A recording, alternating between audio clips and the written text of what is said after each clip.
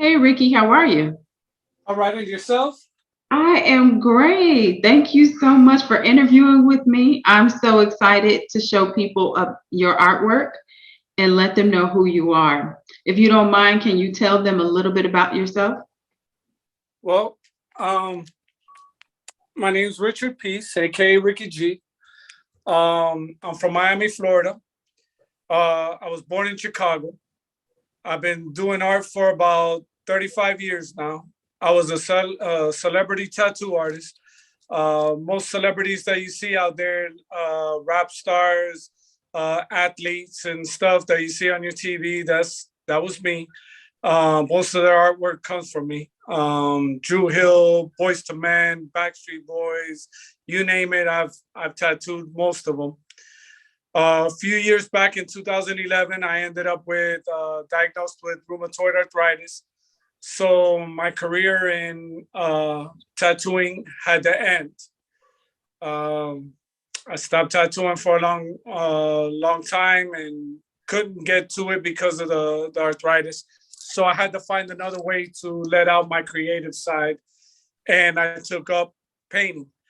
And one thing led to another, and here I am today. And my art's been really taking off since. I'm sorry that you got sick. I know that having something like rheumatoid arthritis can be devastating, and it's a huge change to your life. But I love the fact that you were able to find some good in it and you found your art.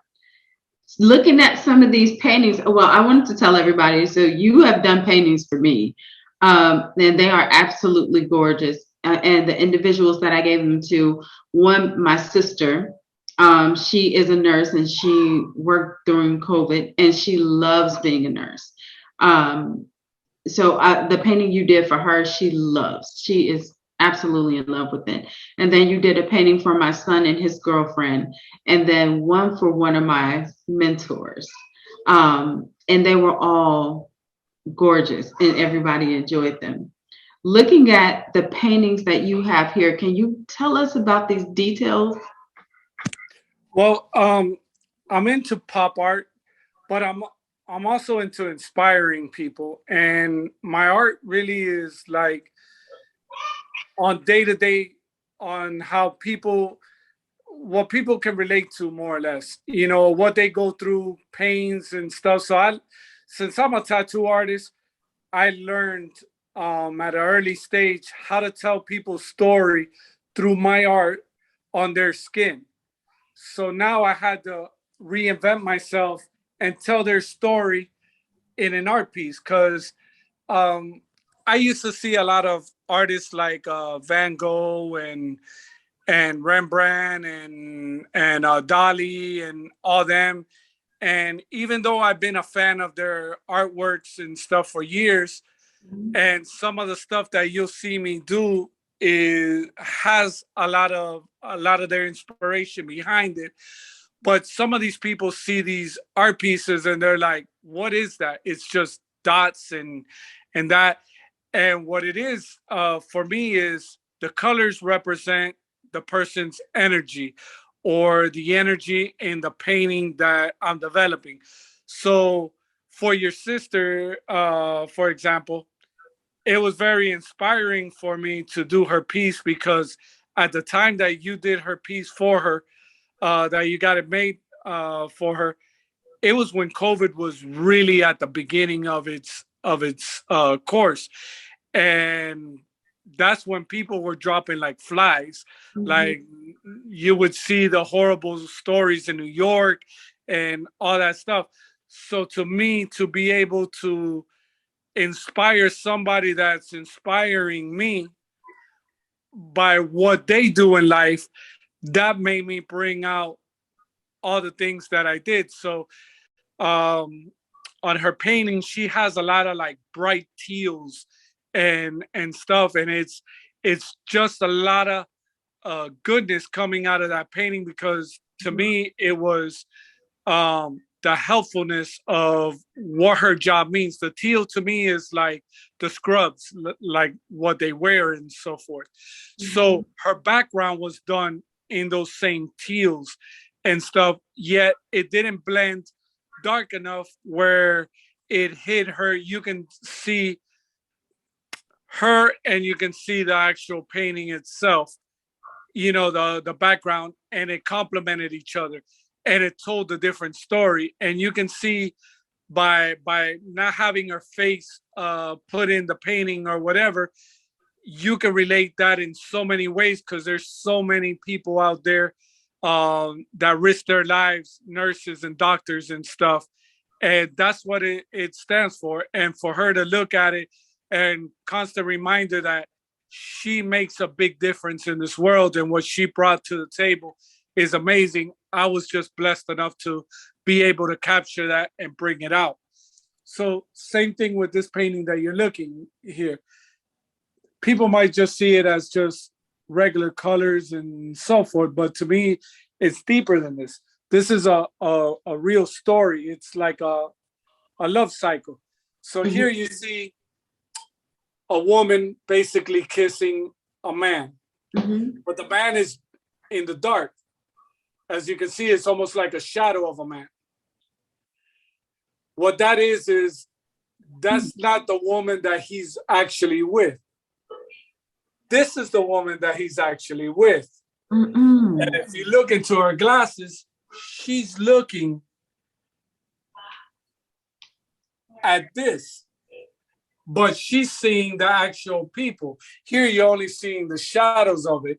And if you can see, she's in tears because, she just got cheated on, basically. It's a love story. And then at the end of every love story, the man, when he does, or the woman, whatever, it could be either or.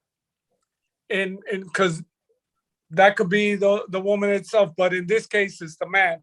As you can see, he feels sorry, maybe not for the cheating, but maybe for losing her.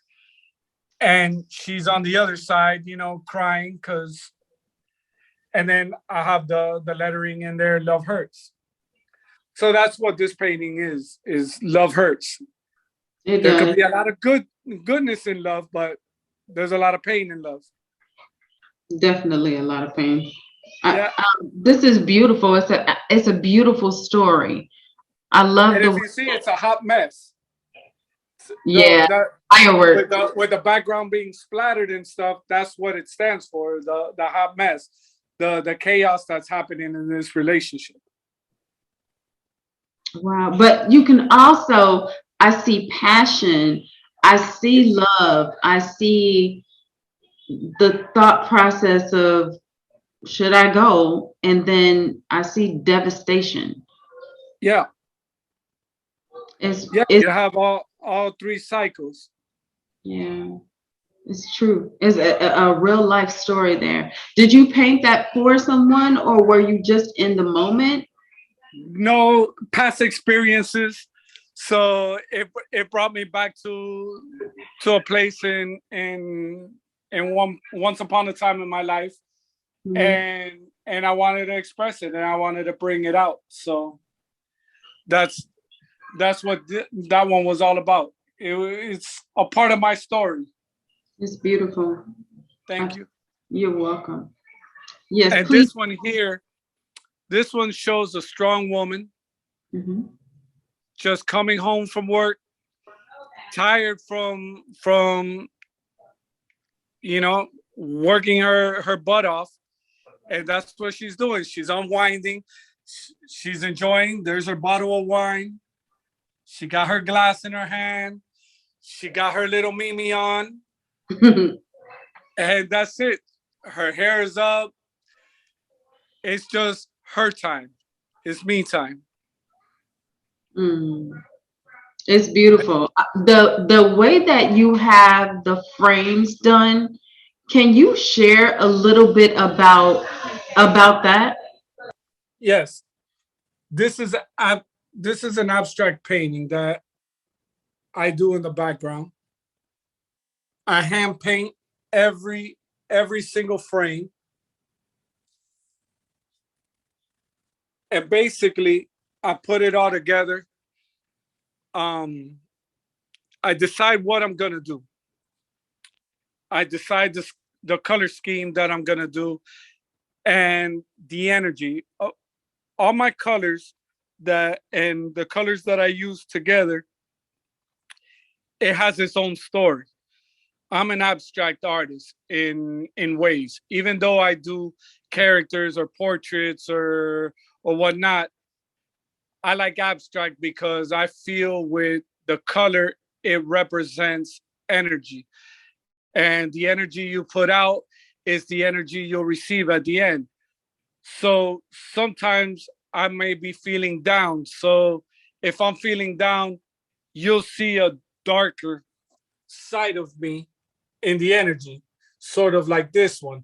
This is an abstract as well, even though it has the characters, but you'll see that side of me. It's not,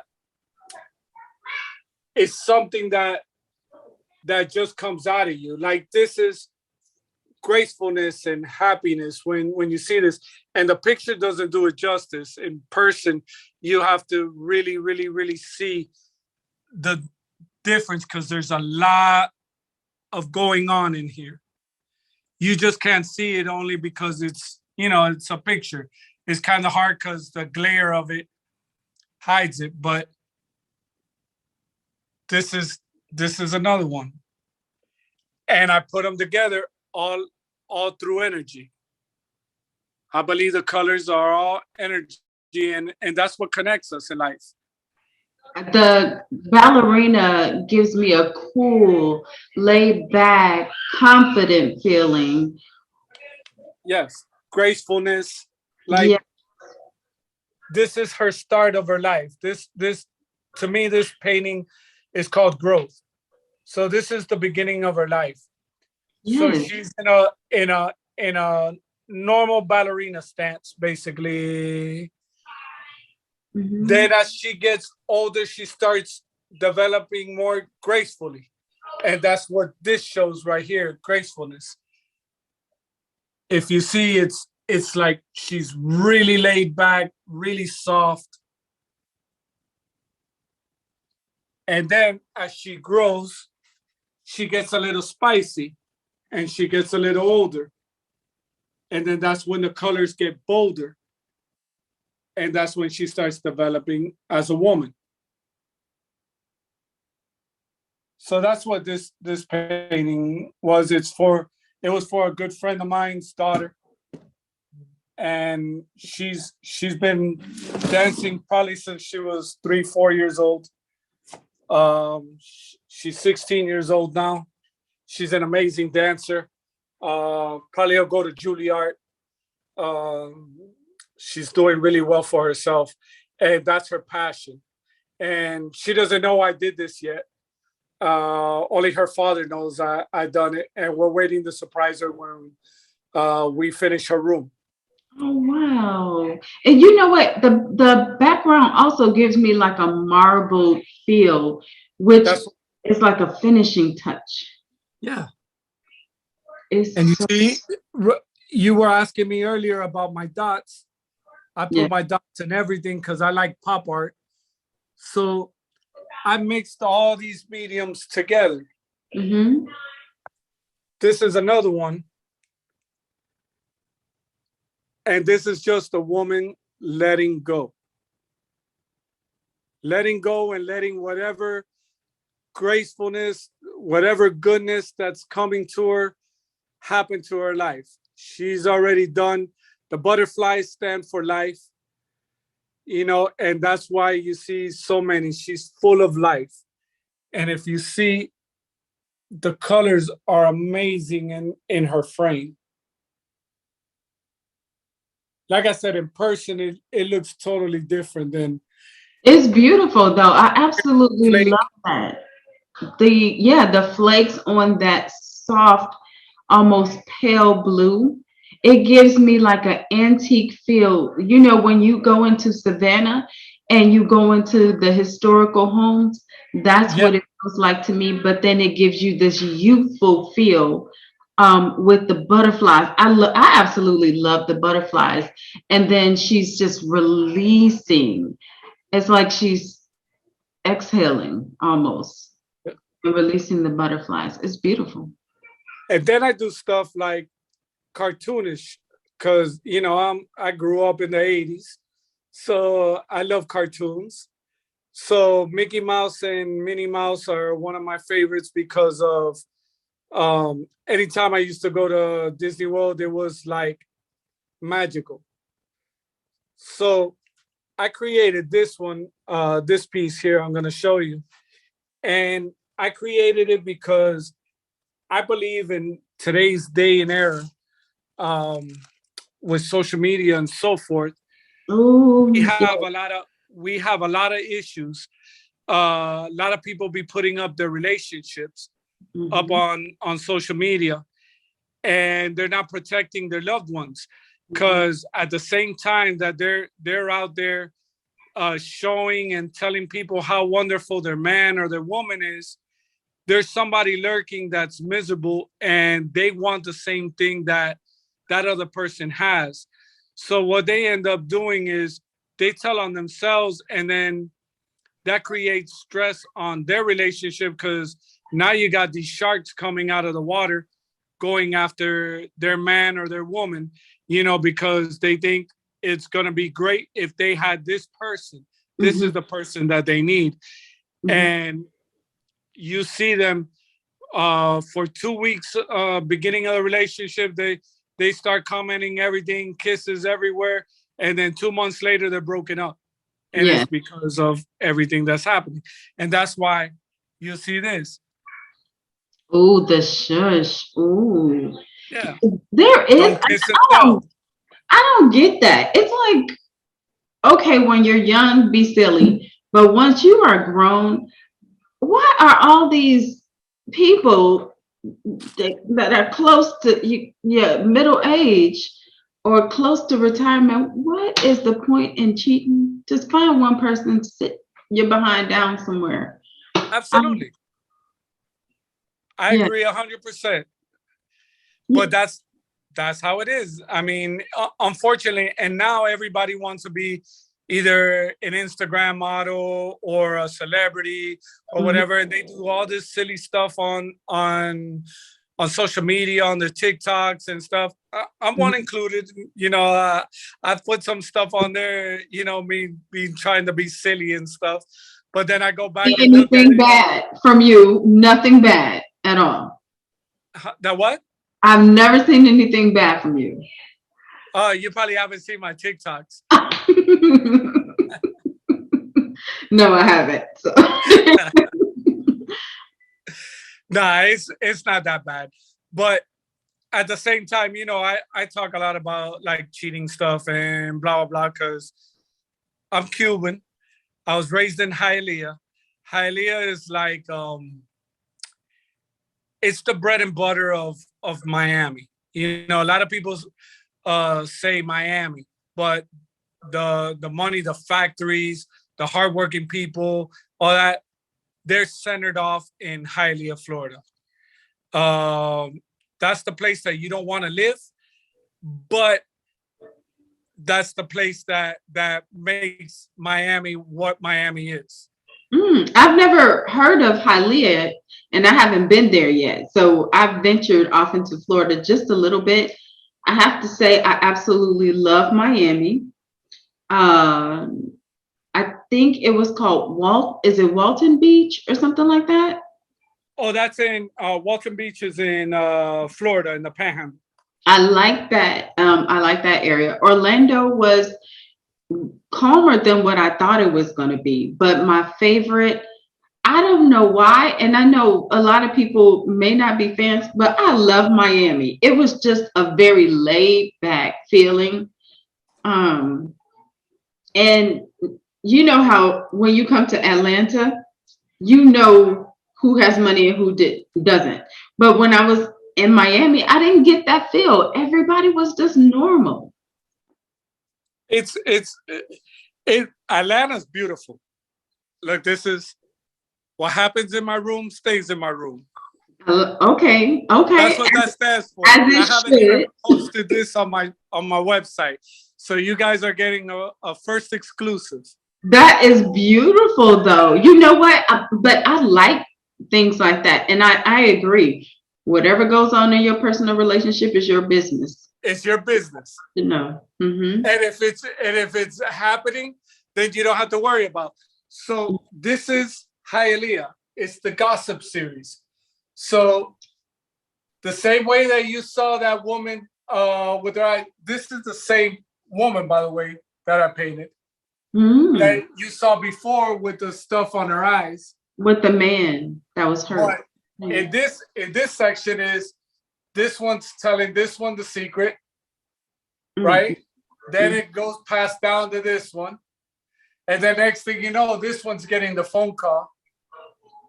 Mm. And then you get into the other parts. So I have a series with those. I have a series. Yeah. And I've sold a lot of them, to tell you the truth, because down here, Spanish people are very passionate when it comes to love and stuff like that. So there's a lot of tragedy and a lot of when you build something out of so much passion, there's bad things that come with it. I mean, it's beautiful, but at the very end, there's a lot of pain. There's suffering. There's love. There's happiness. But at the same time, there's a lot of grief and a lot of things go on. So the gossip series is Hialeah. To me, that's how I grew up. You know, if you kiss this girl and somebody saw, the whole school would find out. By the end of the day, everybody find out. And then that person might have had a girlfriend and he kissed that girl. Then his girlfriend just found out, you know, by the end of the period. And then the next day, the only thing is, back in my day, we didn't have social media. So everything ended right there. Nowadays, these kids have more pressure because there is social media. So their pressure begins. Yeah, they have their problems in school, but then it continues after school because they're on social media platforms and they're talking about each other and they're gossiping. And like anything is, sometimes words you can't come back from. You know, you say certain things that you can't come back from. And on social media, it's there forever. That just gave me a really good idea. So I do a lot of mentoring. I have mentors. I have a ton of mentors. A mentor for every different thing, though. Believe Because me, you mentored me a little bit. You helped really, me a lot. And oh, you made me come out of my shell. you are good though. You are really good. You know, it's crazy because so like I love the fact that you shared a little bit about your acting career. The thing is that when you are into film and acting, you have so many different creative sides that people don't get to see. But me being from the same area, I completely get it. I see where the creativity comes from. So I would love to see some of that on film, some of your visions. I think that would be so cool. We have a novel going. Yeah, come on, come on. That would be so cool. The way that you just spoke about what happens in the young people's lives, and the thing is that adults don't know how to manage that. So how can a child? But if you put it on paper and show them before they even get to it, then maybe they can get ahead of it. Yeah. Yeah, I absolutely agree. We Right got. now, we're living in a world that we're under a microscope. I mean, you walk outside, you're being filmed by every ring camera that's in your neighbor's house. I mean, you're just walking down the street, but everybody's watching you, and you might not see them watching you because they're not out their windows. Like in the old days, you would see the old ladies like peeping out the windows. Who's that kid? What is he doing? Is he vandalizing or whatever? And I'm nowadays, they the don't old have to do lady. that. They look at their phone. I'm the old lady. I'm the old Oh, lady. trust me. My mom was citizen crime watch #1. Exactly. I'm like, I will call the police. Okay. Yeah. My me, mama was bad.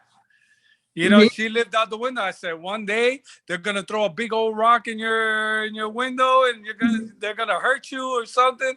You need to stay out of people's business. But it was her job to make Well, sure her that protecting her babies. That's that's all right. it was. That's right. She knew Yeah. we were outside playing around. Mhm. I used to get teased. My friends would tease me because we lived in an apartment building. And it Mhm. was like almost like a little city where we lived because it was like 10 buildings all together. There was like 3 swimming pools, 3 clubhouses, and stuff like that. But it was kind of ghettoish, you know. It was low income housing and stuff. Mhm. But all those kids used to play outside. Mhm. So we used to figure out games. There was no real video games or any of that stuff. So we would figure out games like Manhunt or Hide and Go Seek or whatever.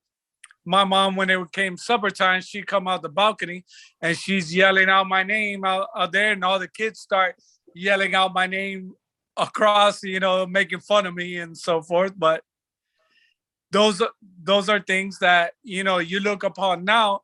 You don't need none of that. It's a different style of parenting nowadays because of the technology. It sure is. It's funny that you say that because my daughter, well, I have cameras my own self, but my daughter, she has cameras and she will sit, in one part of her home and watch her kids play. So you are absolutely correct. Where with me, it was completely different. I would literally go into their room and just sit down on the floor and listen to their conversations. Yep. So I'm in your face. I want you to know, yes, I'm listening. I want to know trust, too. trust me, I still listen. Where Right. when my son be on his phone and stuff, Mhm. I'm Right. behind his door. Right. Right. And then inspect the rooms once a month to find out what's Yeah. going on. Yep. Yeah, you got to do a search. That's the best way. You just never know what you're gonna find. And the thing is that it may feel like, it's harmful or invading at that point, but we're helping them. We're helping them. Okay. Yeah, they'll be okay. Yeah. Yep. So, hey, do you do family portraits? Have you done other people's family portraits or your Yes. families? You have. Yes. I don't have the picture on me now. I'm about to post it. I just did. I have a lady that's getting married. Where her and her husband getting married on the 14th, and she gave me a deadline about 2 weeks ago to get this portrait done for her. But it took me longer than normal portraits because all they had of their deceased parents and sister was old pictures. Mm-hmm. And they wanted them standing like if they were all together, and like the sister watching over them because the sister died first. The sister died and then the parents died. So I had to recreate, the way they stand, how to put them together. It was a nightmare for me, but I was able to rekindle that, and bring that back to life for them and stuff. And even the picture that you sent me with your friend, Mm-hmm. that was a nightmare for me. The funny thing is that I said we've been working on this a year, but I didn't tell him, the details on why it was so difficult. But I told him, I said I snuck into your office. I just told him that. Was it Wednesday? Because we aren't really into the office. So like when I went in that day, I literally went and snuck in. I just snuck in, snuck in the Yeah, office and then took the pictures. But then I finally told him, I said, I snuck in your office. You gotta be honest. So I had yeah, to yeah, absolutely. be. Listen, you did amazing because that's one of my favorite paintings still to this day. I love it. Besides your sons and because I got a lot of traction with your son and your daughter-in-law's painting. I got so many people reach out to me because of them. But his painting to me, the colors Mm-hmm. with the reds and the stuff, again, Fire. it represented pain.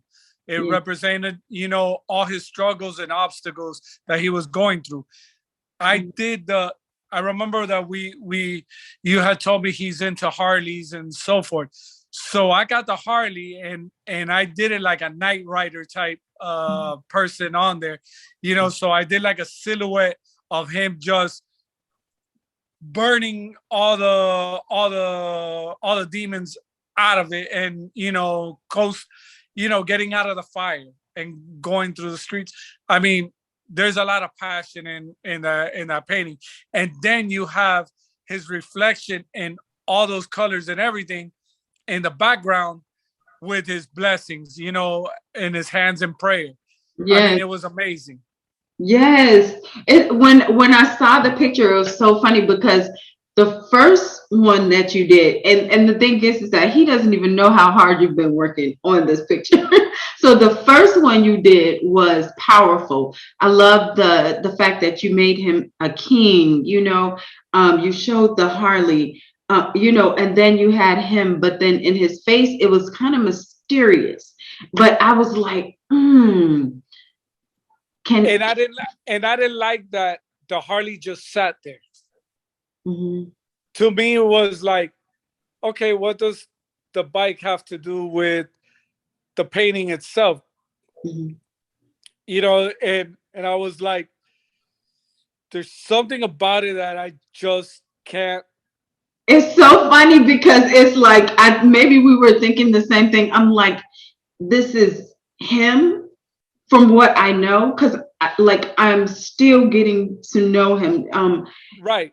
I told you that he poured out his heart to my mentees, and when he did that, I was just like, this is an amazing story, but this is a story that these babies need to hear, because anything could happen, but the thing is that you need to have gratitude the entire way through and remain prayerful, and it sounds like he did that. So the picture spoke to it, but the picture that you gave him, No, that's what what you did for him, I was like, the fire, that is it. That was it. when I sketched it, when I first sketched it, because I wanted to see how I was gonna put the bike, the lettering, because how I do my paintings, I do them similar to a tattoo. Mhm. Um, I get the painting first. I see the pictures and stuff. I blow them up to whatever size I need them to get the details out of them. Mhm. And then I draw a sketch, like a black and white pencil sketch, and I put it together. And I was like, how am I gonna join this picture with this and tell a story? And then how I did it was with the beautiful words that you have put for them, where I put them in the middle. That's why I put it in the middle to divide the story. So the pain and then the glory. Yes. So the blessings on the top, and he has all the darkness on the bottom. So he has risen, and he overcame all these obstacles that he was coming. So my thing again is like, a lot of my paintings have to do with my experience as a tattoo artist. A lot of these people that came to me to get tattooed, I was known, I was even going to do a show at one point called Tattoo Therapy, because I was like a therapist to them, because they would come, they would pour out their heart, they would tell me their story and what they wanted. They didn't tell me what design they wanted on their bodies. They would tell me, look, this is my story. Explain it to me in an art form on my body. And Mhm. that's what I would do. I would take their story and I would really cram it. And since I'm passionate about that, and I like storytelling, through my art. Come on And now. that's what inspired me to keep doing the tattooing. And it could be a cover up, it could be a cartoon, it could be simple as a word on your body, Mhm. but it all had meaning. Anytime I did a piece, I did meaning. When people would come off the street just to get a random tattoo off the wall, I would Mhm. send them to my other artists to get it done. I never did that. Mm. I used to do pieces that had something to do with me bonding with that person. Yeah. And if you go on my social medias and stuff, especially on my Facebook, on my Instagram, I'm a newbie. On my Twitter, I'm barely on there. But my Facebook, you'll see I get huge comments, a lot of comments when I do stuff, and you'll see people say, "We miss you," and stuff. It's because I've touched their lives. I'm part of these people forever. I Yeah. have superstars that call me sometimes, because they're used to yes men Mhm. and yes women, around them, because of who they are. I'm not that person. I'm gonna tell you, about yourself, whether you like to hear it or you don't. You can cut me off or you can keep me in your circle, but I'm genuine and I don't come from a bad place with it. I come to help you and for you to see things that you might not be seeing at the moment, or others don't want to show you because they're scared that you're gonna push them away. I'm not that person. I'm not scared of that. I Mhm. don't need anybody to let me know that I'm doing something wrong or something, because I know I'm coming with good intentions. Yeah. No, you do. I'm going to completely agree to that because with that first photo that you did, you said, "No, I'm not going to be able to do it." Like that's it. I'm not going to be able to do it. And so, and that's after you worked on it. So I really like that. I appreciate that because it means that you truly are behind your work. You're not doing it just to No, make. for the money. Yeah, you have to believe in whatever you provide. And I respect that. It's so funny because in my last interview, I said in my introduction to YouTube, I said the exact same thing. Exact same thing. So I completely understand. Like putting out something and it's like, yeah, it could make me, you know, it can put me on a completely different level. But if I can't stand behind it in 10 years, mm-mm. No, no, you gotta feel that you're serving your purpose. I believe I'm here for a purpose. I believe God gave me a talent to be able to inspire people and tell their story Yeah. and show their pain. The stories don't have to be fairy tales. There's a lot of darkness, there's a lot of happiness, there's a lot of tears, there's pain. There's a lot to people's stories. Not all stories end in fairy tales, not every story has a happy ending, but it's still a story. Hmm. And I believe it still needs to be told. Hmm. And I think every story has some type of inspiration for somebody else. I believe that. I believe that whatever we go through, we are going through and can share that information with somebody else so that either they don't have to face the same pain or they know how to get through it. So I completely understand. But I love the fact that with my son and his girlfriend's photo, the way that you did it, you could see fresh new love. And it's so funny because like she's his first real girlfriend and you can No, see. and the thing is, the picture itself that they have, Hmm. that's love. Yeah. You So can see. For me, I have a vision. Like when I see things, I go deeper than, I can't say everybody, but most people. Mhm. Because some people just look at things and it's just whatever the object is. To me, I take it a little bit step further, and I read through body language and how people look at each other and so forth. And that picture, you can see the love, Yeah. and that's why the pinks and the purples and the splat. I didn't want to do too much. That's why you see a lot of white in the I canvas, and was going to say that. A lot of white, like just pure. It's it's funny pure. because yes, yes, because yes, my baby he was pure. Yes, yes. Yes. And she seemed genuine with it. She's So sweet. it's Yes. it's it's reality. And that's amazing. That it didn't take me that long. It Mhm. didn't take me that long because when you sent me the picture, I was already inspired. I was like, it's right on. And Mhm. even the second time when you sent me the pictures of the first painting we were creating, um For the my second time when you sent me all those pictures, after oh you sent me that one with him praying, I yeah. told you that's it. There's no It's more. And you kept sending me pictures, and I was like, that's it. This is the one. pictures. So I was like, well. And then when he did ask, so which one do you like the best? And so I had my choices, but you chose. It wasn't for me to choose. I knew what you were doing, and I know how you work. So I wanted you to choose which one you Right. like, and it went. I mean, there was better pictures. There was clearer pictures and nicer pictures of them, but that's the image I was looking for.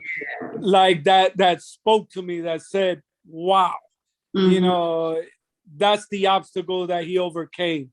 mhm, Now he's faithful to himself. He's being genuine. He's wearing what he was wearing that showed him his traits of a king, mhm. and being as strong as he is in today's society. That said it all. Yeah. And with the power of whoever is behind him, nothing in front of him stands a chance. So Wow. That is it's so it's funny amazing.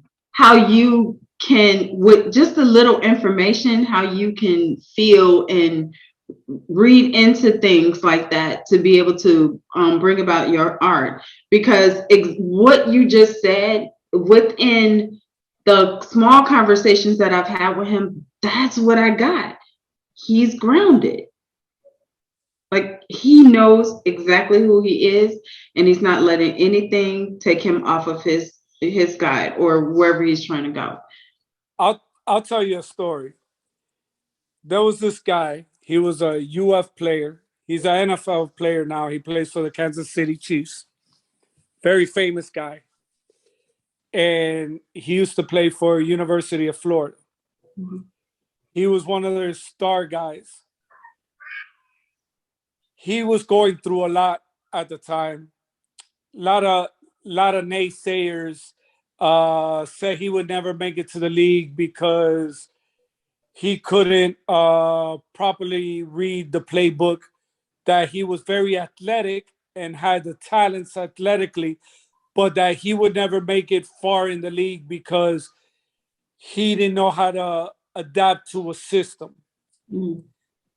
So he took all those criticism because that's what he was reading all about this. He was just about to get drafted. He was just coming up. It was his last season, and Mhm. he was ready to go into the draft. And he was going emotionally. He was a wreck because he stopped believing in himself. He stopped.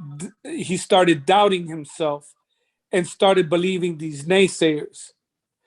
So when he was brought to me by mistake, a good friend of mine happened to be playing basketball at an unknown park. And since he wanted to stay away from people, he went to this unknown park. It was in the middle of nowhere. Nobody went to go play at this park. So he went to go shoot hoops. He's a football player. He's not a basketball player, but he plays basketball.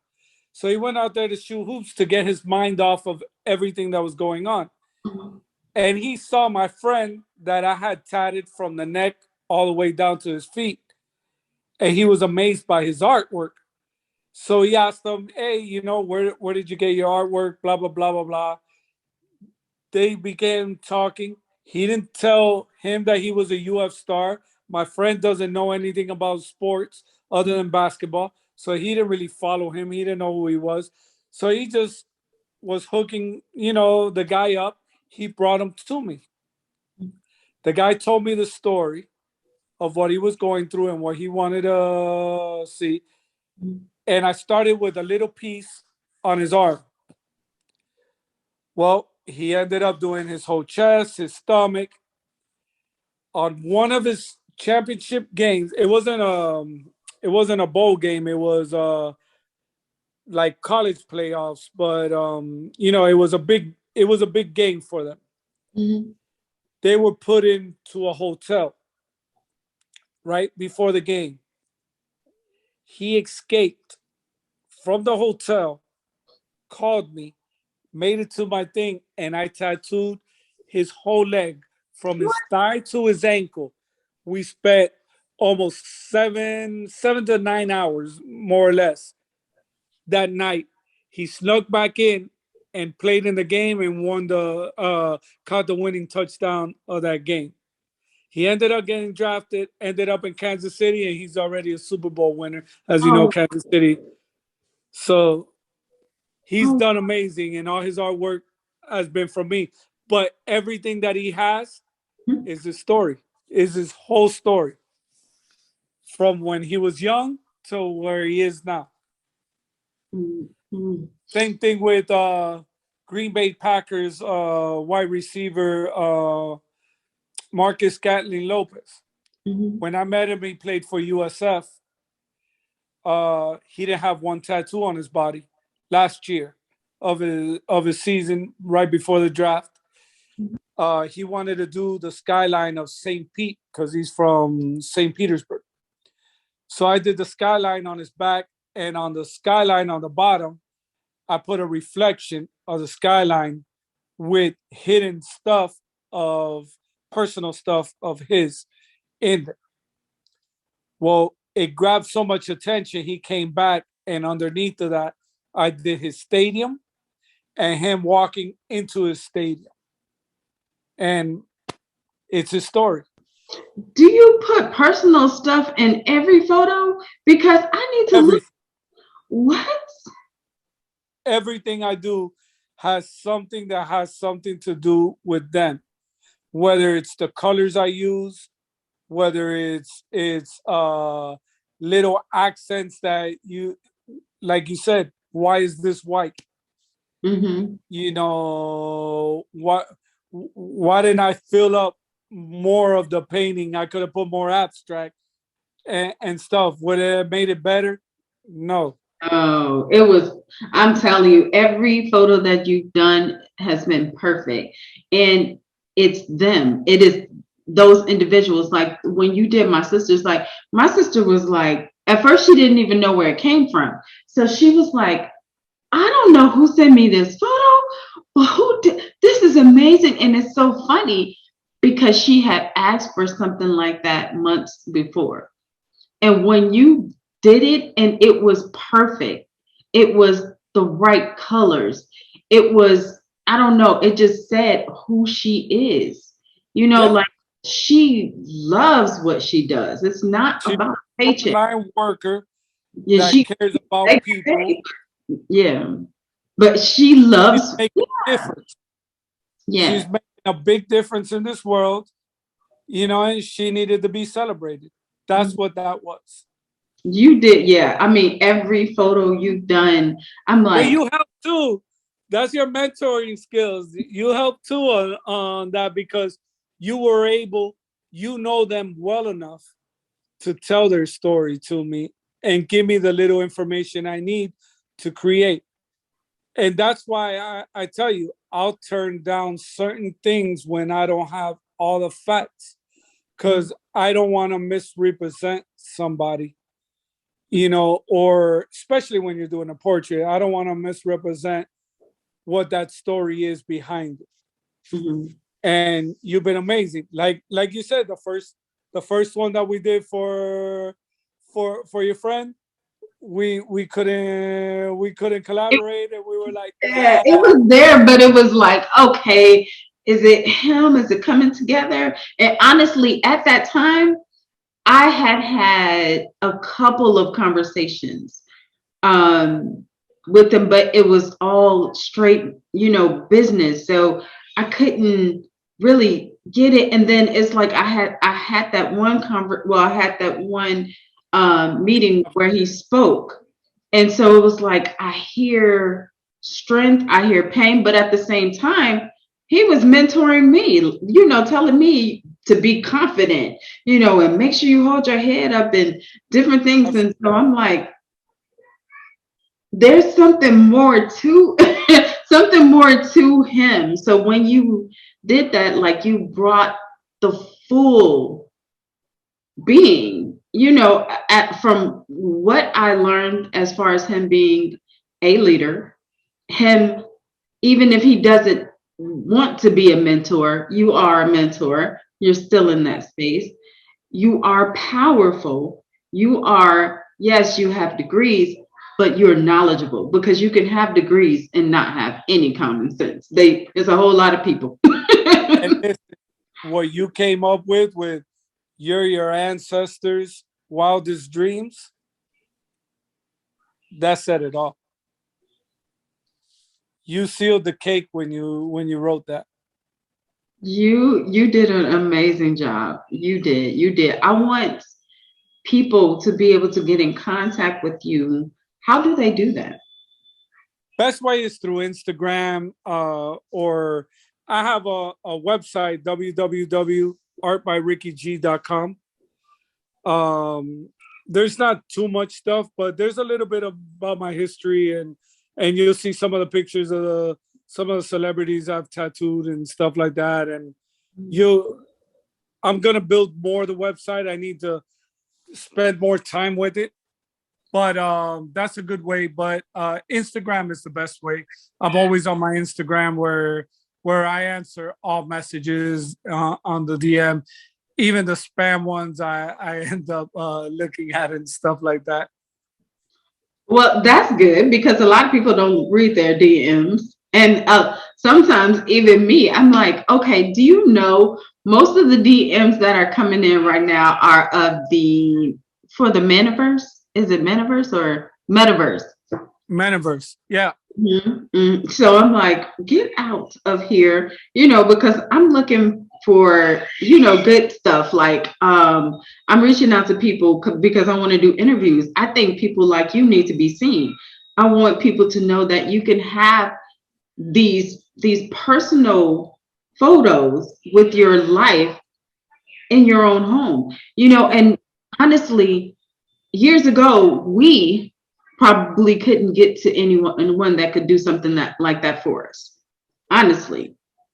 See, I have a really good friend right now that pushed me Mhm. to start doing the art a couple years back when I moved back down to Miami. He's a famous artist. His name is Create. He's on Instagram as well. Um, he started as a tattoo artist. He used to work for me in North Florida. He was one of my artists, and we were just, kept in contact and stuff. He grew bigger than the little town that I was living in North Florida at the time. So he went to New York. He tried New York for a while. He was doing really well.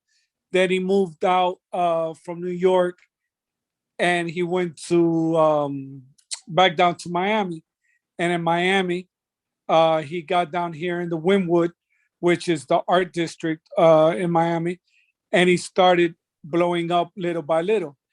See, he was always a tattoo artist, but he was more of a painter than he was always a great tattoo artist. Don't I don't want to discredit any of his art, because He was an amazing tattoo artist, but his strong suit was really his painting. That was his calling. His tattooing helped him Mhm. with getting by, being able to pay his bills, make a living. Mhm. Because artwork back then, 10 years ago, you either had to be dead to be famous, or you there wasn't the art scene is not like it is right now, Mhm. where before it was a lot harder. The artists that did paintings, they struggled a lot. That's why I never got into it, because tattooing, you made really good money. If you were a good tattooer, you made really good money. You don't have to paint. But his passion was always painting, and he stuck to both. So he was tattooing while he was painting. He was selling paintings out of his tattoo shop. Next thing you know, he did a big show. He ended up doing another big show. Then he ended up doing Art Basel. In Art Basel, he got discovered, and now he's Park West's #1 artist.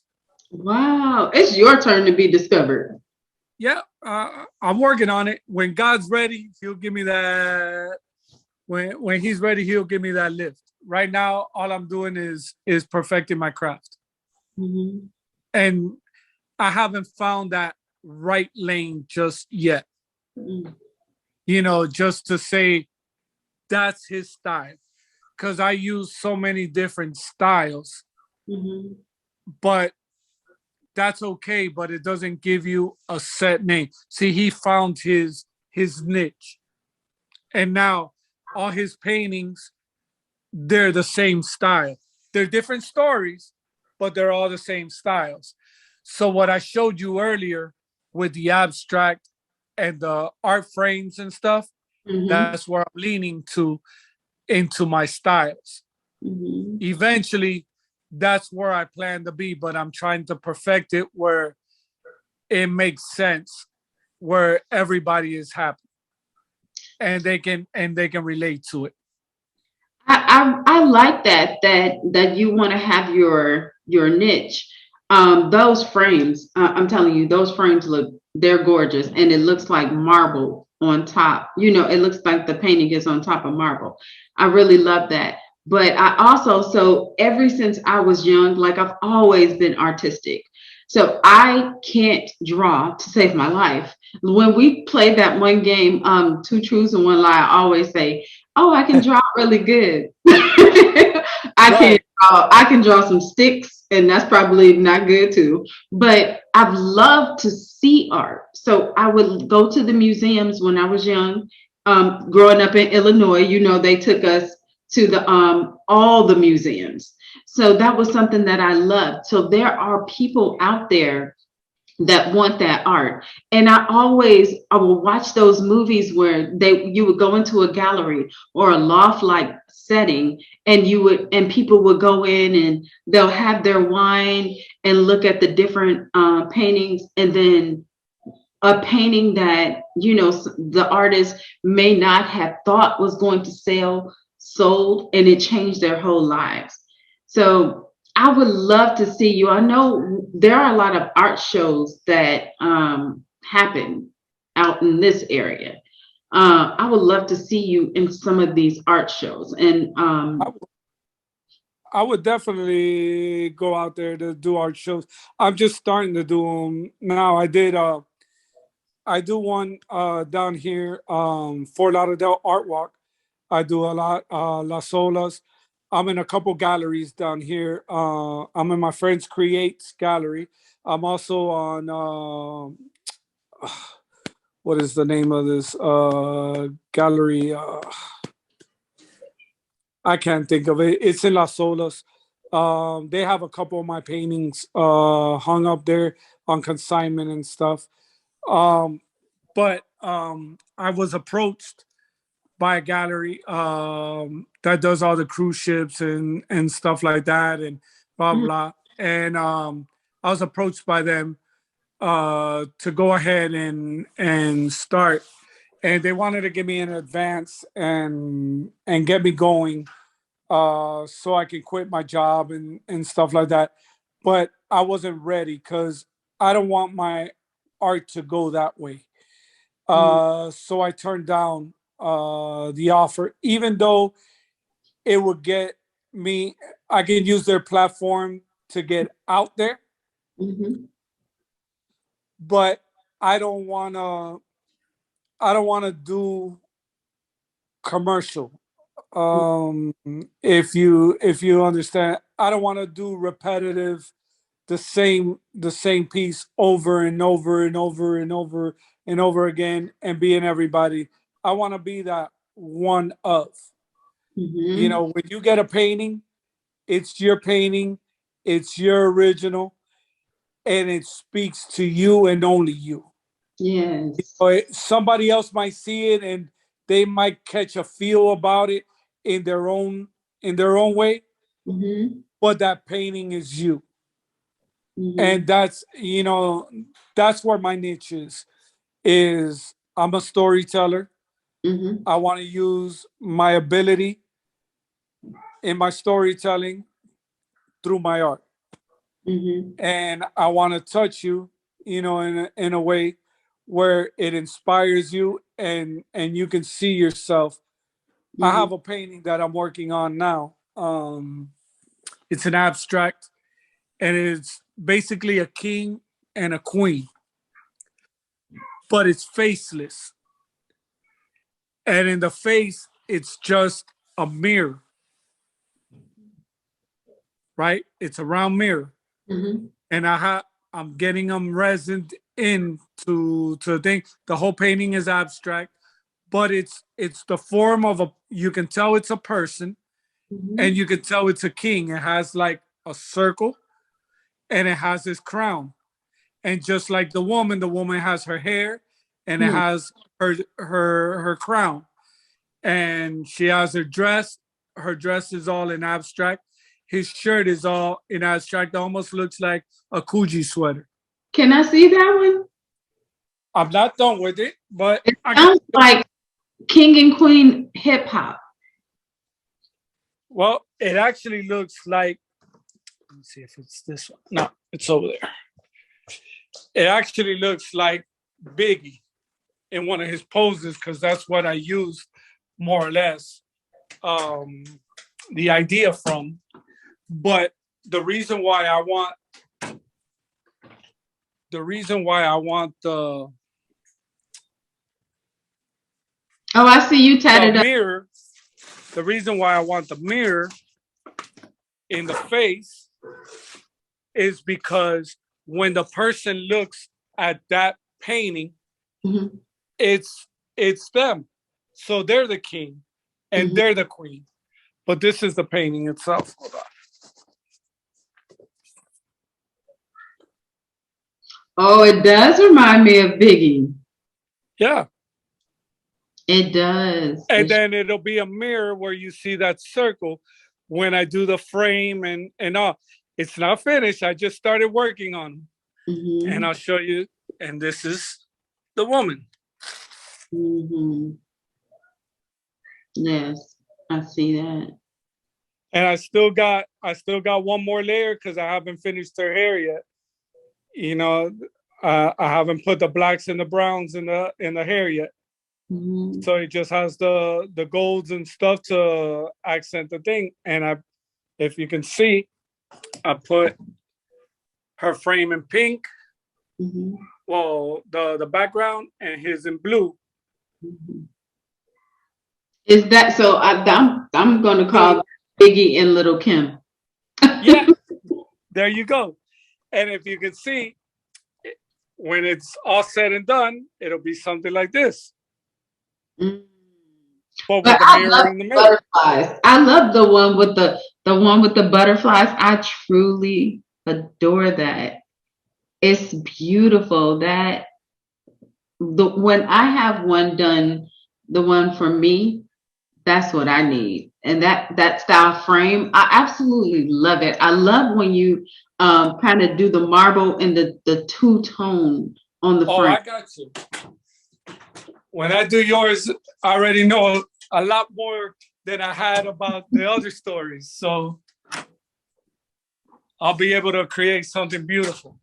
Thank you. I'm excited. I'm excited. I'm slowly, so I moved a month ago and I'm slow. You hear the echo. Boop, Yeah. boop. So I'm slowly putting stuff in here. And my sister, the one you did the painting for, when I say she continues to buy me things, like she bought me a big old TV today. She bought me a dining room table. I mean, I just love her to pieces. That's awesome. What is that? I like This it. is one that I'm working on. It's called Hey, You're a Diamond. Oh, I love So it. you got Charlie Chaplin over here saying, hey. You know, I love Charlie Chaplin. I was the strangest child. I used to watch him, and my mom and dad would be like, "You don't even know what's going on." I loved him. I'm going to show you a few now. So this is your girl. I like Cardi. She is wild. I like that 2-dimension frame though. That's really nice. Yeah, this is all done with it.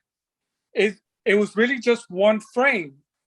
That's I just paint everything, and if you can see, this is the canvas. This is the actual canvas. It's almost like glued on there, but it's not glued on there. It gets red at the end of the day. It gets resin. It's not finished. This is just a piece I'm working on. This is a piece that I'm working on for a couple right now. Their mom and dad, and they passed away. So I did their portraits. It's just a simple old picture. If you can see, it's just an old picture. It's beautiful though. It's very, and it reminds you of the older movies, where everybody. I'm into that. Like I like the 20s, where people are so put together. That's what I get from their photo. But I like that too. That punk And rock. this is Adele. She got her groove back. She Oh, got rid of that other guy, and she got a new guy, and that's why you see it nice and bright now. It's something about that fresh love. It changes your whole perspective on life. It makes you feel And free. that's why I brought her out in in the bright colors, because she's alive again. She was dead for a little while with everything that she was suffering through. Yeah, beautiful. I love that. That would be so nice if she's able to see that. Oh wow, very good. And I captured his cigarette pretty good. And his teeth. Yeah. And his smile. Yes, the way that he is just in his joy. He's in this good place. Yeah. And then this is, I'll show you now. This is one that I just did for a client. I'm not done with it yet, but he's a big Star Wars fan, and he wanted it for his son. So I just finished that one. I like that. That is perfect. I can't wait to see the frame that you put on that one. No, he's gonna frame it himself. Okay. So that's just gonna be like a black floating frame. Mm-hmm. And it looks so soft. It's for a kid's room, so it's not like a big detail things, but I just tried to capture what the kid likes. His kid has autism, so Star Wars is something that eases him. That's another thing I did. I did a piece not last year for Autism Month, which now we're in Autism Month, but I did a piece for a kid, amazing kid. He's making really big strides, and his dad's a big part of his life. His mom's a big part of his life, and he got good people around him, and the kid's coming around, So he came to one of my shows, and he ended up loving my paintings. And he was fascinated by the colors. Mhm. So I made him an autism. If you go on my Instagram, you'll see the picture of me and him when I handed him the thing. He didn't want his dad to have the picture. He wanted to hold it and take the picture with me. It Oh, was amazing. oh, look at you touching people's lives. That is, it's really important, That's wow. and you are being a mentor too. You're being a mentor. Listen, we need your work to be out there. It is we're well, you're not in Atlanta, but you're not far from Atlanta. No. So I think that so anybody that watches this, I would love for them to get in contact with you. And then on the set, they need art on these sets here, Tyler Perry. Yes, So Tyler Perry. right. Let That me would tell you, be his studios is like Fort Knox. man, I can't remember which one of there was a comedian that um went to his his place, and he was outside and he's like, who can get in here? Like nobody's able to. But then when Will and Jada, they kind of did their tour in, they kind of showed how big it is. That place Yeah, is huge. yeah. I went. I did a little scene for them as an extra. Nothing as an actor. Nothing. Just like background artist. Mhm. And I went to one of his things, and to get in, they searched my car. They Stop. searched me. Yes, before you cross through the gates, you're in Fort Knox.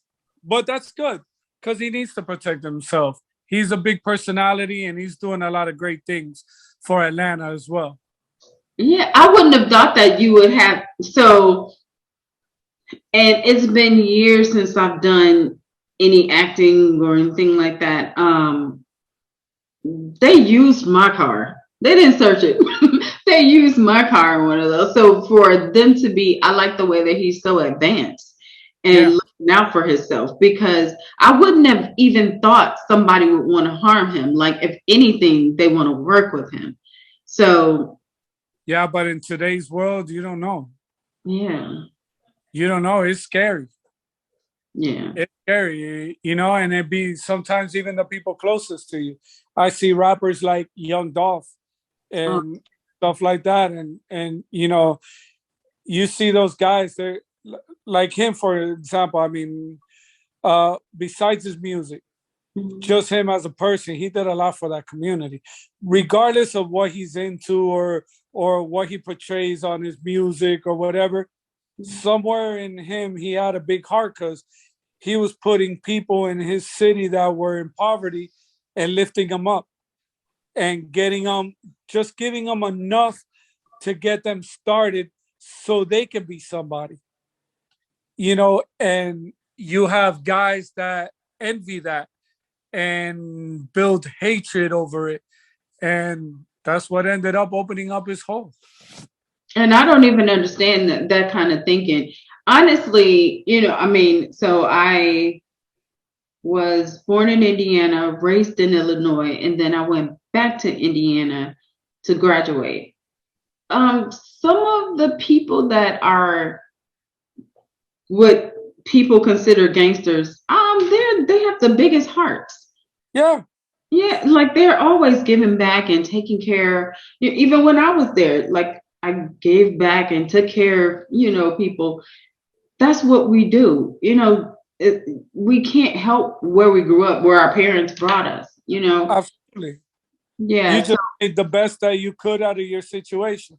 hmm But I've noticed, and I didn't notice till I actually moved to a small town in Miami.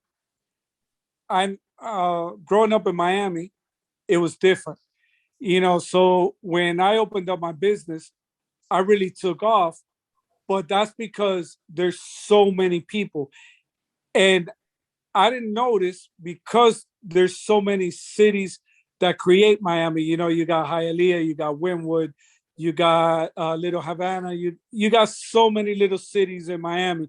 People just say Miami or they say South Beach, you know, because it's what you see on TV and so forth. But Miami is built of many little cities. And I would get more traction. I didn't notice back then when I first opened, but I would get more traction of the cities outside of my city more than the people itself from my city.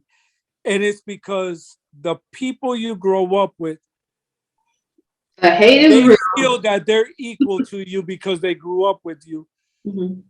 but they don't have the same drive. They don't have the same work ethic.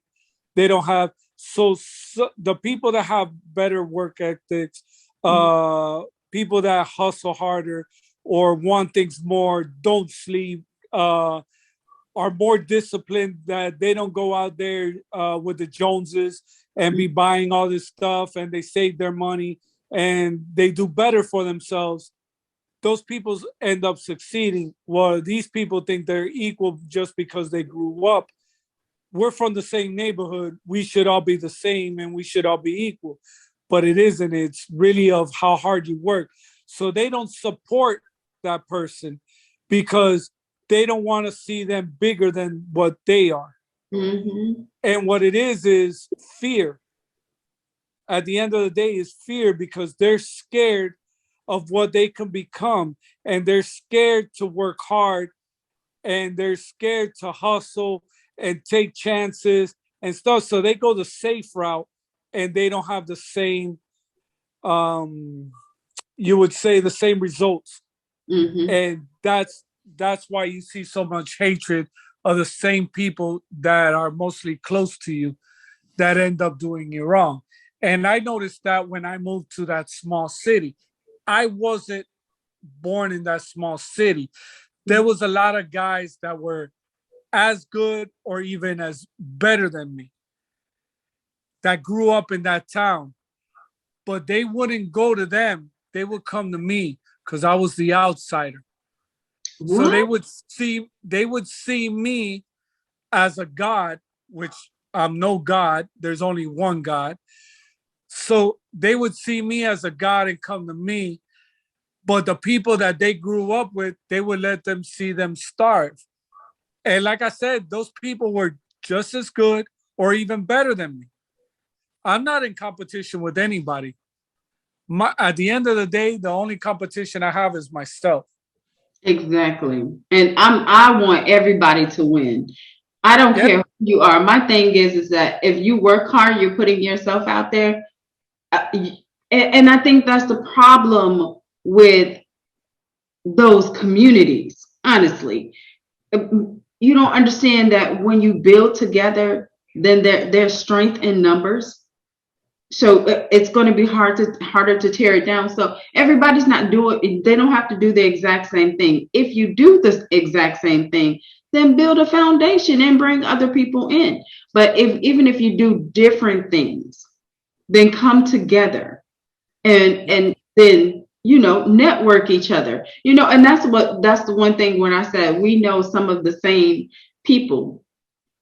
And that's the thing is when I was asked to do something, hey, can you repost my stuff? Yeah, I'm gonna repost your stuff. I don't need you to pay me to do anything. I don't need you to ask me a second time. Yes, you need something from me, I got you. And I think we need to all be the same way so that we can build together. And there's no I need said, to be afraid of success.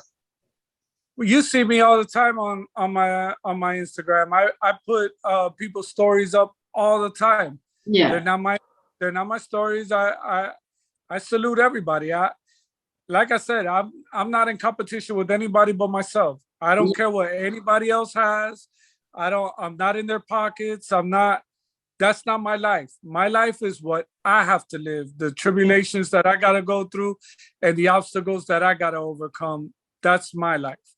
So that's what I'm about. So I'm about inspiring and I'm about, seeing people win. I want Yeah. to see people smile. I want to see people believe in themselves. And I think right now we're too scared to do so, But because we're living under the eye. Like I said, we're under a microscope. So we're more worried about what the other person thinks rather than how we feel about ourselves and our choice.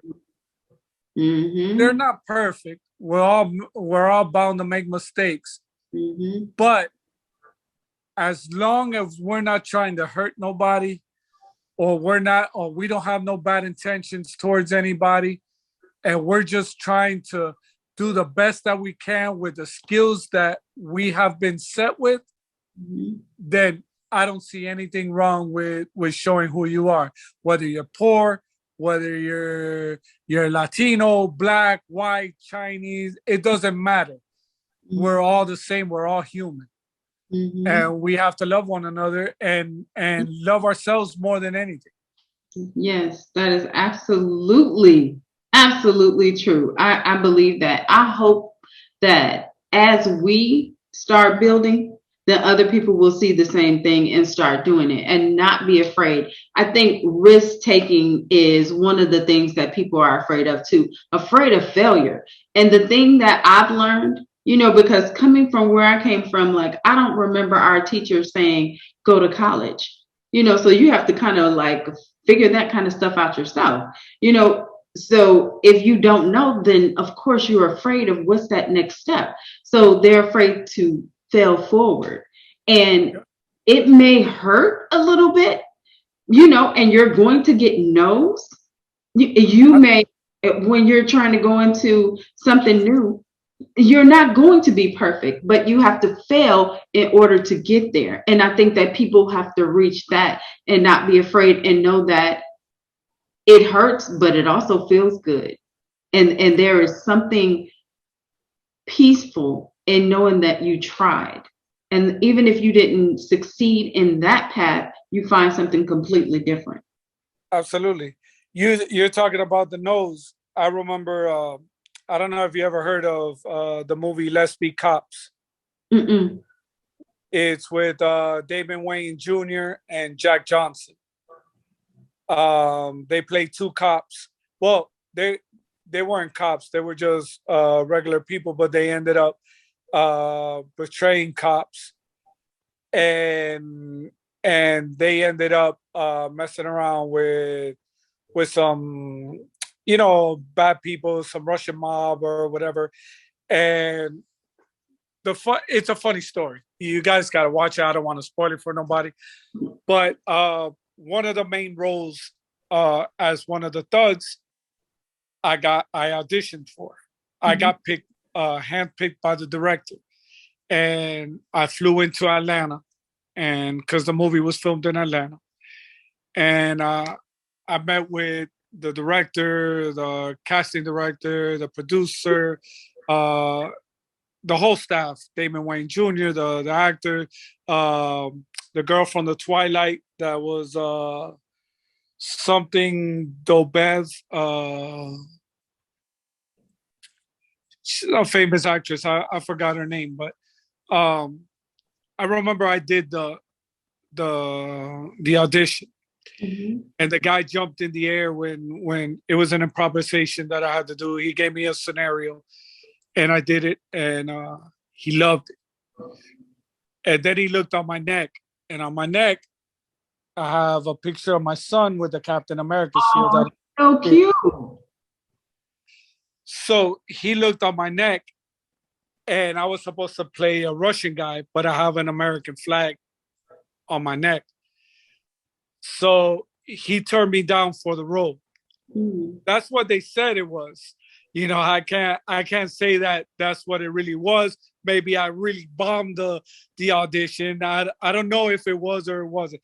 It didn't happen, and I got my no. But I didn't get discouraged. I Mm-hmm. kept doing it. Next thing you know, I'm doing a cameo in Dirty Grandpa where I did stunts. I ended up doing Insurgents, and I was one of the main stunt people in Insurgent. I played a Dauntless Rebel. I kept going, even though I could have went and crawled back in my bed and cried and said, "That's it. I give up acting. I'm no good." Mm-hmm. But I kept going. You do have to, hey, you have to break down sometimes. And then some of the auditions that they send you on, I remember being sent to on a Redken one, and they were like, so what we're gonna do? Because some of the stuff is like, like are you kidding me? We're gonna Yeah, give you $150. What we want to do is dye your hair blood red, and then we're gonna cut it into a bob. I just turned around, so that was me telling you no. yeah, exactly. You have to say no to yourself, and you question where would that have taken me if I would, what ad was that I said no to. I can But show you my phone right now. If you were, if I was, if there was a way, I can show you my text messages that I get from this cast. I get at least 3 to 4 castings a day of mm, people want to book me, on different shows and stuff. It's mostly because of my social media presence, mhm, because that's another thing nowadays, that these directors and these casting directors, they mhm, follow a lot of your social media. So if you're popping and stuff like that on your social medias, then you may not have no talent, but they'll get you just because they want your followers. mm, So if you're in the film, then of course you have the following, you're going to boost up their sales, and mm. people are going to watch it because you're in it. So they'll go ahead and they'll put you in it. I didn't But know that. it's crazy. I turn it down daily because some of the stuff that you see, I mean, if a really good role comes around, I would say yes. Mhm. But the roles that they want is like you said, paint your hair red, put it in a box. I'm not gonna do that for no $150. You crazy? And then I have to walk around looking like this, or I gotta use the $150 to To get fix it. And exactly. where you gonna fix? Well, look, for me, it's easy, because I got the convertible top. But for women that got nice hair, where you gonna get $150 hairdo? You know You're what? not. We would go to the Dominicans, but they still gonna charge us over $150 to take Oh their red. yeah, yeah. You can go down to Hialeah. You can probably get it for 250. Thank But you, 300. and then you gotta tip them. Mm-hmm. So if they do a good job, you gotta tip them. Because you can't put Unless you that go to box one of those cover beauty on schools real. and you let them go to town with you. That's the only way you're gonna get it for $150. Right. Right. You may as well cut it off. Yeah. Yeah, it's a lot of those things that come up where you're gonna hear no. I hear no a lot. I apply for I'm in corporate America too. I apply for positions and I have the skill set, but there are people that have been in these roles and they've been doing some of this stuff for longer than I've been born. I haven't been in corporate America that long. Actually, today is my 9-year anniversary. Oh, congratulations. I know it's so funny because I would have never thought that I was going to work. Okay, that was not the goal. That was not the goal. But I've applied for so many different roles, and I know I can go in and do the job. But I've been told no.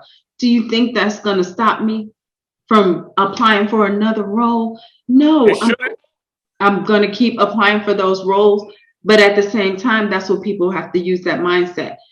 I'm going to apply for these roles because I know what I want. I know before I leave here, this is what I need. But I'm also going to do my own thing too. So I'm not going to sit here and just beg you to take me in. I'm going to Absolutely. go. Yeah, and that's what hopefully we can get people to kind of see that. Don't be afraid to fail forward. Take a chance. You never know what's going to happen. Yeah.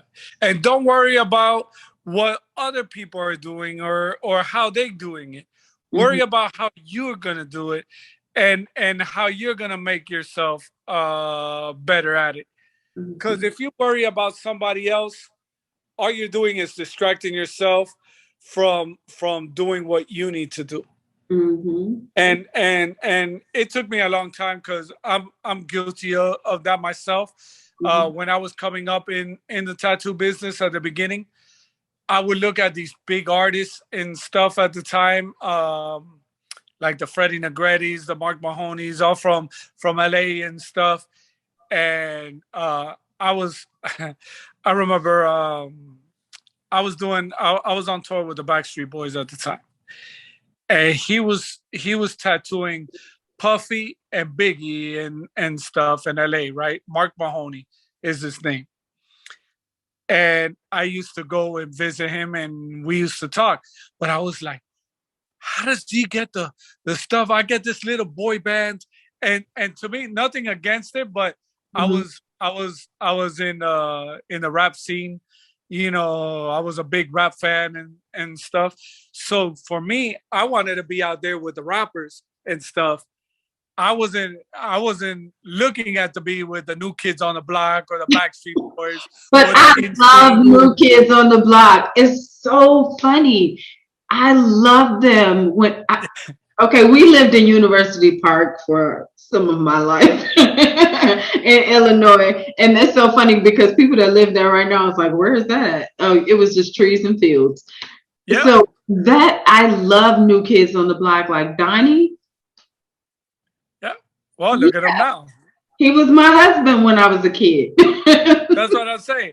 So those were like, all the girls love that. But all the guys, they love your Tupac, your Biggie. I was actually supposed to tattoo Tupac September 27th, Hmm. the year that he died. Hmm.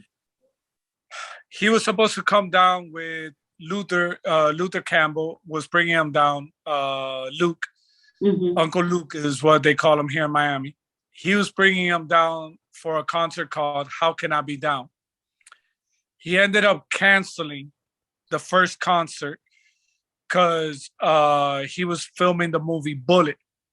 Hmm.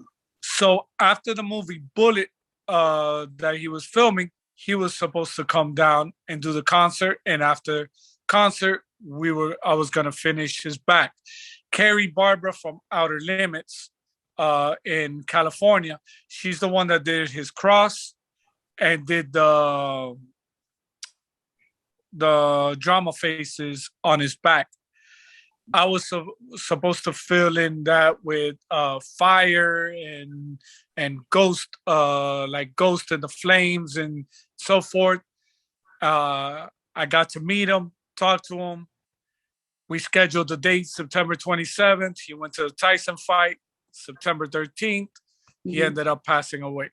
Oh no. That's when he got killed. So I never got to experience that. Was like my idol growing up, and I had the I had the opportunity to tattoo him, and it never brought itself, together. And that's why I said I used to look up to these other artists that would do like Biggie, Pac, and all these other artists that I wanted a tattoo at the time. Hmm. And I was like, why do they get to tattoo? And the whole time that I was fixated with them and what they were doing, I wasn't really looking at an avenue on how to do it myself. And Hmm. I was taking for granted that I was already blessed to be tattooing the Hmm. Backstreet Boys and Drew Hill and them at the time. Hmm. When I stopped worrying about them other artists, that's when my opportunity with Tupac came, and other things started opening up. That's when I tattooed Bone Thugs and Harmony. That's when I started doing meeting with Genuine. That's when I Hmm. met with Pierre, and we ended up getting him tattooed. I mean, it's amazing at the little things that you can change in your life that make the biggest difference. Hmm. And the biggest change for me was when I stopped focusing on other people and started taking that energy and focusing on myself. I know it sounds selfish, but that's what opened my journey to a whole different enlightenment. No, I completely agree. Because being in the corporate world, I needed to learn, what do I need to do in order to succeed?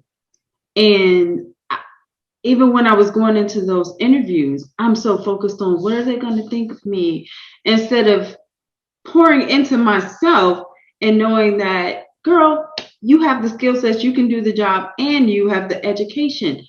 Go in there and tell those people that they should be so lucky to have you, working in their area. And so now I'm at that point, and I'm in a role where I am able to do some of that work and then speak to it. But it takes having that confidence, but you have to develop it. You have to get past that vulnerable stage and allow those fears to kind of settle down a little bit before you can do that. It takes practice and talking to yourself. Absolutely. I agree 100% with you. If people would stop fearing about what others think Yeah. and just be themselves, the genuineness comes out in you, and people can really see that. When somebody talks to me genuinely, I Mm-hmm. can feel it. Mm-hmm. I can actually see it. When they're BSing me, Mm-hmm. I can tell right Me away, too. and my energy changes.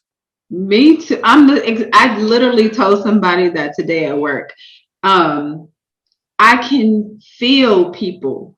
I can feel if this conversation is, if you having a conversation with me and you're trying to get something out of me, or it's genuine, you know. And it's a lot of people out there that don't know how to be genuine, so they need people like us to teach them. Yeah, They need that, and it's just by being around us that is what's going to teach them. that's it. Yeah. If you hang around with eagles, you're just gonna soar. Exactly. And we're eagles. Yeah, we're eagles. We're Listen, definitely eagles. a And lot. that's why I say, like, the the thing with me with the eagle thing is funny because um eagle is an animal that they're not like powerful birds or whatever. Their strength is they can soar super high. Mhm. So crows tend to like to pick on eagles. And what happens with the crows is they start chasing the eagles to peck at them, Mhm. and the eagle keeps soaring high. The crow keeps going up, but it gets to a point that the crow can't breathe because it goes too high where they can't soar that high, and they just come down, and the eagle is safe from that. That's their mechanism. It ain't like they're great fighters or that. They just know how to overcome their obstacles. Mhm. And Now I'm that's not why gonna lie. I fall into the eagle situation so much. I look upon them so much, and I like it as Mhm. a mascot because of that story. Mhm.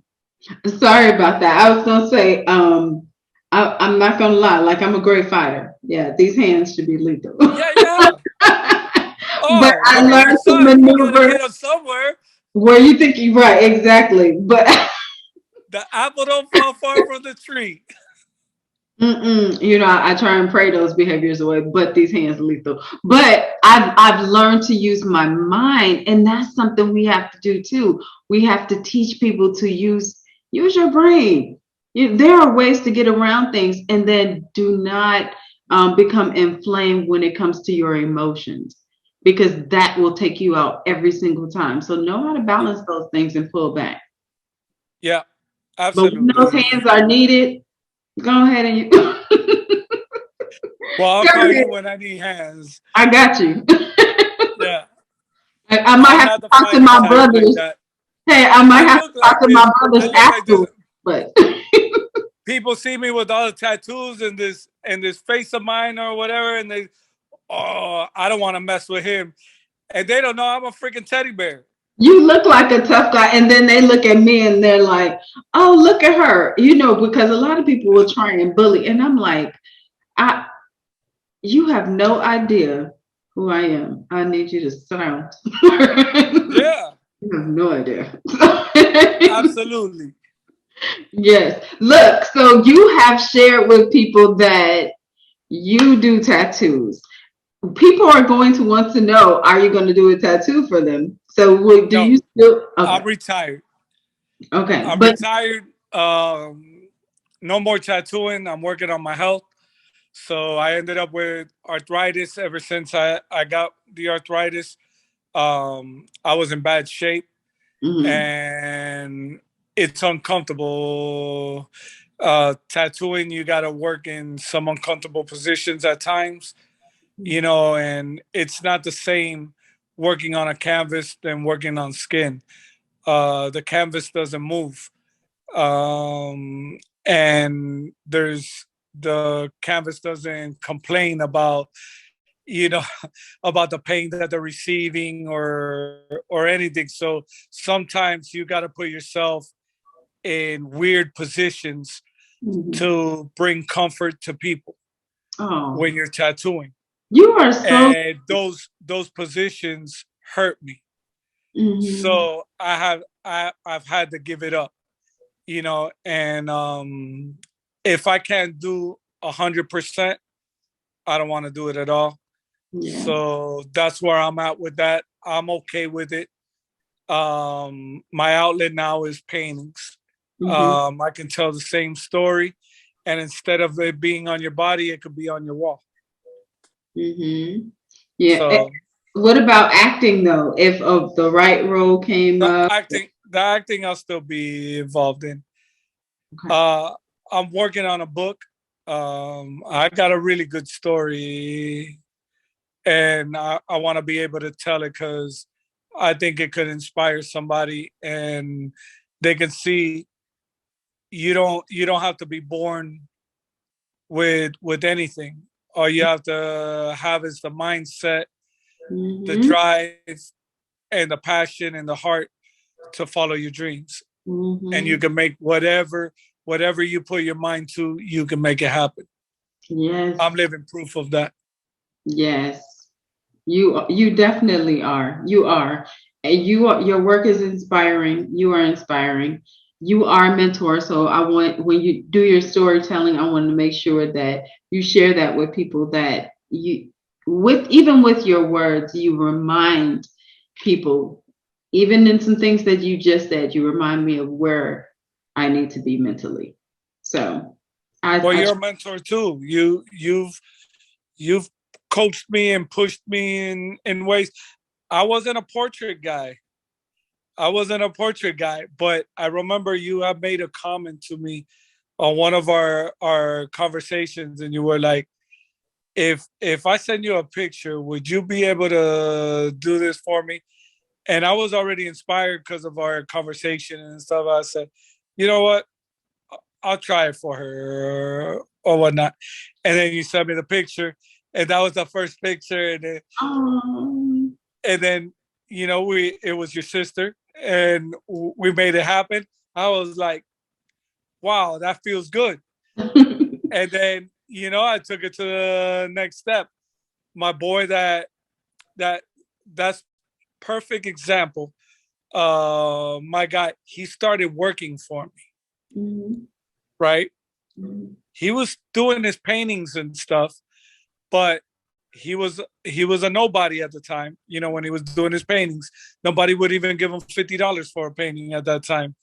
You know, they were good, but since he wasn't a name or known, they wouldn't do. But he started tattooing. He started with me. Later on in life, look how it happened. mhm, I ended up moving back here, mhm. and he was like, Rick, I showed you how to do the acrylic, because he was the one that was teaching me how to paint with the acrylics, because I never used to paint. And he's like, look what I'm doing. I built this in 3 years. Mm, You need to get on the ball. mhm, Tell your stories. mhm, And he's the one that pushed me. And my other boy that brought me down here to Miami originally, that he's in the car business, he told me, listen, I need a big painting for my house. I know you can do it. Here's what I need. Mhm. And he's the first one that gave me the shot to do the thing. And then after I did that painting for him, then he has a big group that he hangs around with.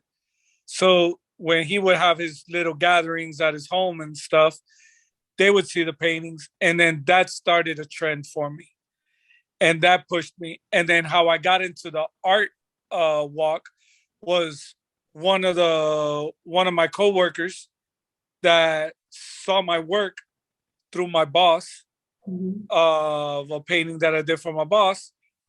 She was like, hey, I know so and so. I think your art is amazing. You would do great at this show. Let me connect you. And she connected me. I did the show and I sold out that night. I Wow. sold all my paintings. First show. That gave me a lot of confidence. And Wow. then you came back the second time around right after that. And that was with the other painting that we couldn't collab at the beginning. So that was like a little discouraging. I was like, well, should I keep trying to do portraits or not? But then I did another one, Mhm. in between that. I did another one for somebody else, and they're in love with it. It's sitting in their home right now, and it's like amazing. When I walk into their living room, I see it. It's huge. How I done it, and it's an older lady and her husband. And I did it for their anniversary or whatever, because they've been married over 60 years or whatnot. So I painted them for their 60th anniversary. It Wow. was amazing. Wow. Yeah, So I was like, should I go back to him and ask him? He already told me no. yeah, But I'm but glad look, that you I pushed me, did. and then your son came on, and is listen. I'm getting calls and DMs from people in Spain, Wow. Amsterdam, Germany. I'm traveling a lot with the work. The word's getting around, Mhm. and not just here in the States. It's actually getting around. Mhm. See, That's good. I remember when I first started my Instagram, I was maybe at 20,000 people. I'm almost at 200,000 people right now. Wow. I'm at 191,000 followers right now. I need to learn how to up my following when it comes to social media. I'll like when people will come to my It's page. algorithms. Mm, If you see most of the my followers, hmm they're in other countries, mm. and it's because of the times that I post.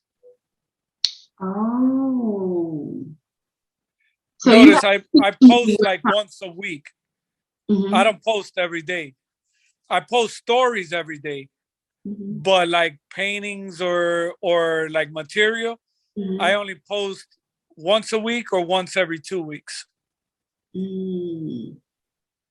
because you don't want to kill them with just, unless it's like a travel blog or a food blog or Mhm. something like that. I try not to really post every day like that. Like if I had a travel blog that I'm showing a city and stuff like that, yes, you want to post that on your thing. But since it's a painting, Mhm. I want it to be exclusive, and I want it to touch certain people and those people and get as much, as I can out of that before I put something else Mhm. up on Yeah, my page. I like the way you post, but you still have so much stuff up there too. Oh yeah, yeah, yeah, Yeah, yeah. I'll learn. I'm gonna learn. I'll learn. But I'll help you.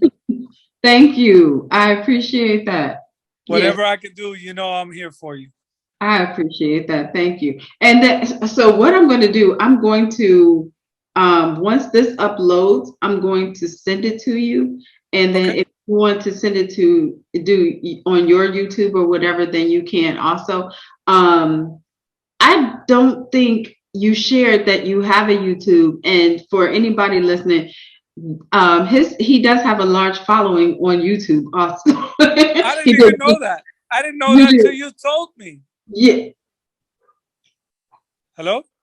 Yeah, I see you. You went away for a second, but yeah, when I looked at your YouTube, once you followed me, I checked out your YouTube, and I'm like, um, you have a huge following. What are you doing? Are you not using your YouTube?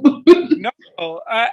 Listen, I went viral with one video on my YouTube, Hmm. right? It has probably 1.6 million views. Hmm. Um, but I never checked my following. So I still don't know how many followers I have on my YouTube because I go to YouTube to find little whatever I'm trying to learn. Me I go too. on YouTube to figure it out. So I used to do a lot of little funny videos and stuff like that, but I stopped. Hmm. I see some of your videos. It's like you are doing acting skits. Yeah, Yeah, I yeah, I see. was trying to. Don't stop. Don't stop. Keep doing it because people like your stuff. Because I had a video that went viral, but the people didn't come and subscribe to my channel. So like, share, and subscribe, people, because I because feel you. there was a lady, and her voice was amazing. And I think I reposted it, and I was following her. I guess somehow whoever I was following on Instagram is synced over to YouTube, and I was following her on YouTube. Some stuff had happened with her daughter. So I was just like kind of following along to see what was going on, seeing if she's okay and everything. And somehow that video seeped over, and she was singing Floetry. I was like, uh, Wow. she was jamming. So, but that's the kind of stuff we have to do for people too. Like, check on them and see how they're doing. So I literally looked for her um, a couple of days ago, and I can't find her anywhere. But her videos are still out there. So hopefully I'll be able to find her just to make sure she's still okay. She's okay. Yeah, yeah, yeah. But Yeah, Ricky, that's awesome. you See, for I didn't know I had a following until you told me. yeah, And you I still don't know how many followers because I don't know how to check that. so you can go to your YouTube studio, and that's something. So I'm learning as I learn from other YouTubers. I want to share that information also. Go to YouTube Studio, and it'll show you how many views you've had. So the like, share, and subscribe, they can do that, but it's the views that YouTube really pays attention to. So you can see how many views you've had. You had a lot of views, and then you'll also be able to see your subscribers right underneath. I think it's your picture. Right. You'll be able to see that. So you can see all that. And that's the thing too, like with what you're doing, you can host your own shows on YouTube, because after, I believe, 1,000 subscribers and only 100 and something hours of viewing, and that's what I think is important for people to know also. You can go live. So go live, and then you can start doing your shows and do auctions for people to buy your photos. See, I'm about to this year I'll have my gallery up. Um that's that's my main goal right now is to open my gallery. So I'm in the works of it as we speak. Okay. So hopefully once I have my gallery, then I'll have my space cuz Mhm. right now I paint partially in my room Mhm. and my garage. Okay. Uh, so I do my frames in my garage because I don't want the smell, inside the house. And I paint the canvases in my room. So it's really tough, to film that because that's like my personal space. Yeah. So I don't like to show, my personal space on camera and so forth. So once I get my studio, then yes. Oh, And before, when I used to do the acting, I had my tattoo shop. So everything was filmed in my tattoo shop. mhm. So it was my own personal space. So I'll have that space again very soon. Okay. When you do, then I want to have you back. Hmm? Now what? Well, I said when you do, then I want to have you back, and I want to be able to visit the art gallery too, and then I want to bring my family so that No, you they. gotta come in person. Yeah, that's what I'm talking about. I want to bring my son so he can meet you, and his girlfriend, you Absolutely. know. Yes, and my daughters and their husbands. So Absolutely. yes, That would be amazing. yes. So just let me know, and of course we're going to keep in contact. We Yes. Oh, yes. So I'm going to put this out there. yeah, be friends So for life. You can't get oh rid of me. yeah, oh you're not going anywhere. Don't worry. You're a part of the family now. Absolutely. Same here.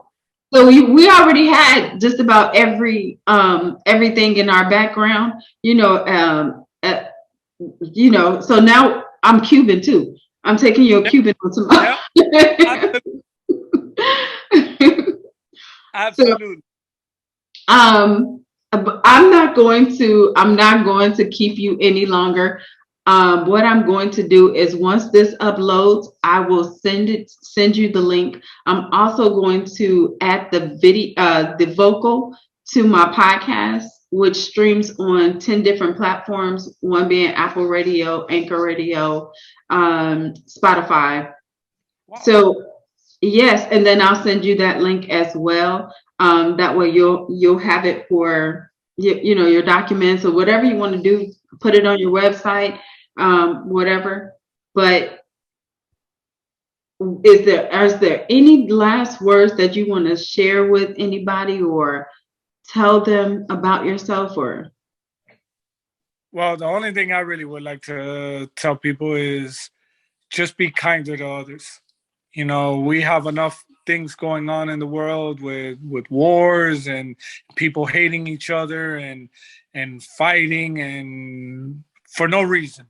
Mhm. Um, Really, it takes nothing to just do something nice for somebody, and whether it's a smile, whether it's opening a door, whether it's saying hello, whether it's just acknowledging someone, it doesn't take much.